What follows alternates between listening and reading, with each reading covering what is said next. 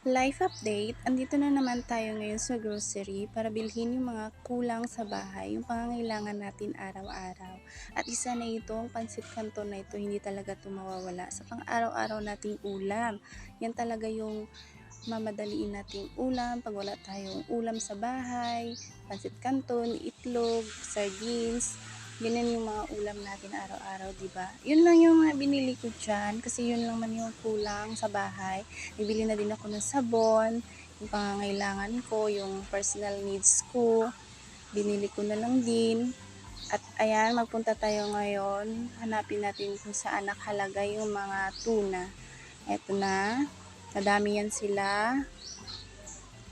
Tuna lang yung bilhin ko ngayon kasi yung sardines meron pa ako sa bahay. Magbili lang siguro ako mga 8. Kaya kumuha lang ako din ng 8 dyan. Ito ang hot and spicy. Yung una kong kinuha, 4 yan. Kuha ako ng hot and spicy. And then, kumuha ako ng afritada, 2. Ayan. Tapos, kumuha din ako ng caldereta sa taas. 2 din. Kasi yan talaga yung pang araw-araw na ulam natin. Ayan. Sobrang madami-dami na yan. Hindi lang ako bumili din ng itlog dyan kasi meron pa din kami itlog. Sayang lang kasi more than 1 month na yun, hindi pa siya naubos. Ay hindi na ako bumili.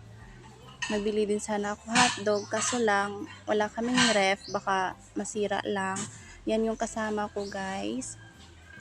Ayan, nagbibili sana ako ng gatas kaso naisip ko wala pala akong anak.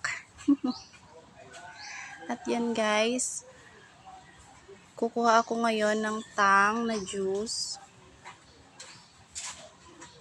Yan yung iniinom namin parate. Kaya nagkaka-UTI din kami. Yan yung kasama ko, guys. Ang bagal lumakad yan, guys. Madami pa niyang binili. Kaya matagal kaming nauwi dyan talaga. Nagpili pa talaga ng chocolate, guys. Pero hindi naman bumili. Ayan, madami pa kami. Ikot-ikot lang kami dyan. Ayan, nagbili din ako ng kali dyan. Nagbili ako 3 kali para sa loved ones ko kasi mahilig din siya niyan. Pati ako na naman. Mahilig kami niyan. At yan lang yung binili ko, guys. At magbabayad na kami ngayon, guys. Ayan, magbabayad na ako. At dito lang po. Maraming salamat.